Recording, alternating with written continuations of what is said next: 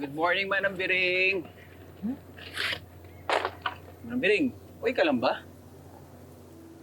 Si Mampara, nasa loob, hindi pinauwi. Ha?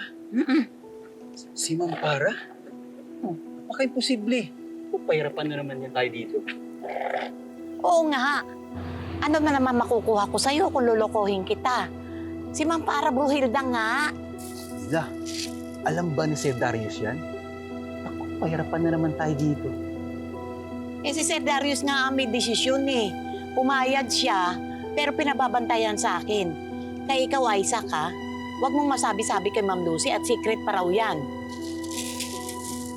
Ako nga, pinagstay, pero itatago. Delicate tayo niyan. Eh, ganun na nga. Basta itiko mo yung bibig mo at mainit pa si Ma'am Lucy kay Mampara. Galit na galit yun at kaya hindi niya kailangan malaman na hindi pinauwi si Mampara. Oo, gulo to. Kakaiba rito si Sir Darius eh. Buburahin ko na lang sa isip ko para kunwari, wala akong alam at hindi ako madamay. Nako, Manang Biring. Malaking good luck sa'yo. Dahil kasabwat ka ni Sir, ay ka na naman. Baka balusin kita dito eh. Balis ka na nga sa harapan ko. Good luck, Manang Biring. Mamasar ka pa ha. Bigwasan kita dyan eh. Ang weird talaga ni Darius kagabi, Nay. Una nga yung spark na yan. Tapos ngayon feeling ko may hindi siya sinasabi sa akin. Eh, dapat kasi hindi mo hinayaan si Darius kay Lucy kagabi. Dapat nagbantay ka. Eh kasi nga nararamdaman kong umiikot na yung mga mata ko. Mahahalata na nila yung pagiging fara ko kapag nagtagal pa ako doon. Tsaka, Nay, confident naman ako na hindi maniniwala si Darius kay Lucy. Sige na, Nay. Tawagan ko na lang kay mamaya. Sisilipin ko lang yung matanda. Siya, sige. Ano ba yan? Iyak na iyak si Ma'am Asun. Ano na kaya gagawin ko? Manang Biring, basta mag-text ka lang kapag may problema si Mamita. At itatry ko talaga na dumadalaw-dalaw dito. Nandito ka pa? Pumayag kasi si Darius na magstay ako dito para magbantay kay Mamita kagabi. Baka sinungaling mo naman. Para-paraan ka rin para magstay dito. Ma'am, pumayag po talaga si Sir Darius na matulog siya dito kagabi. E biniling pa nga po siya sa akin ni Sir Darius eh.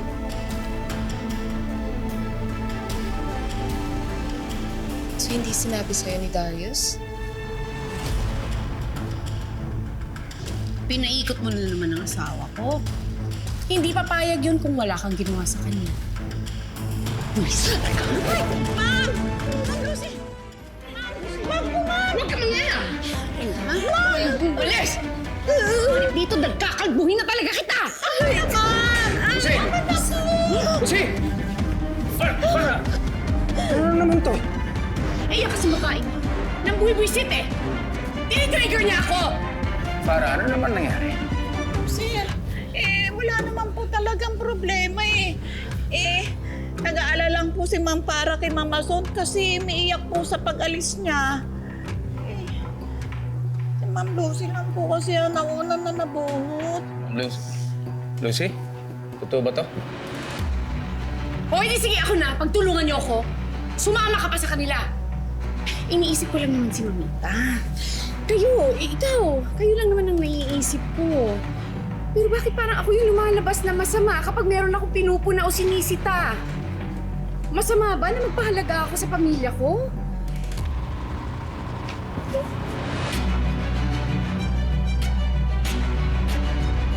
Sige na, sorry na.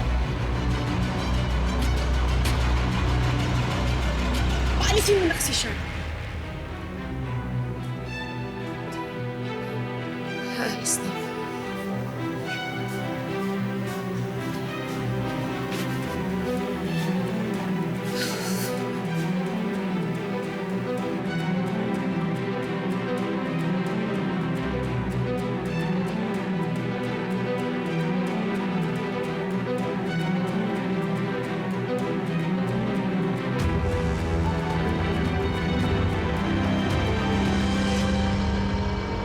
Uy, kamusta yung amo mo ha? Nag-away ba sila? Work na work ako dito, Manang Biring. Marites na marites. Para nangangamusta lang eh. Nakaka-atake kaya sa puso to si Ma'am Lucy. Parang tigre. Abe, muntik na lunukin si Ma'am Para. Kasi may history na yan. Kaya madaling matinig yung mga boss natin. Don't you worry. Kayang-kaya ni Ma'am Para ang sarili niya. Yun din ang akala ko. Pero hindi lumaban si Ma'am Para. Di ba? Isa siyang totoong bruha. Pero kanina, hindi. Nagpaubaya siya kay Ma'am Lucy. At umalis siya ng kusa. Buti na lang dumating si Sir Darius. Kundi kalbo yun. Kasi naman hindi mo masisi si Ma'am Lucy. Pag napuno ang salo, sabi nga nila, ang ganun kabait, parang bulkan yung sumabog. Naroon ako. Parang may kakaiba talaga kay Ma'am Lucy. Parang hindi normal. Parang may Celtic. Alam mo yon? Ha? Kaya si Ma'am Ason, ang mas gusto niya mag-alaga sa kanya si Ma'am Para eh. O diba nakakaloka yung pagbabago?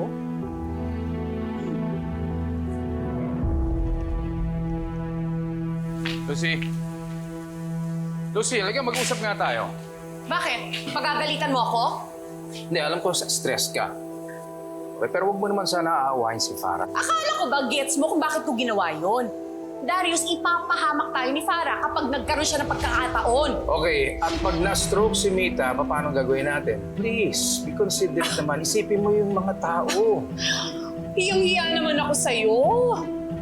Bakit ikaw, nung nagsinungaling ka sa akin tungkol kay Farah, naisip mo ba ako? Okay, kaya nag-sorry ako, di ba? Hindi ko sinabi sa'yo yun dahil ayoko na ng gulo. Lalo ngang gumulo eh. Wala nang mabuting dinala yung Farah na yan dito. I don't think so. Alam mo, iba ngayon ang nangyayari kay Mita. Pinakalaking tulong na nagagawa ni Farah ever since dumarating siya, binadalo niya kay Mita. Maganda ang pag-aalaga ngayon kay Mita. Pero yun din naman ang ginagawa ko ah.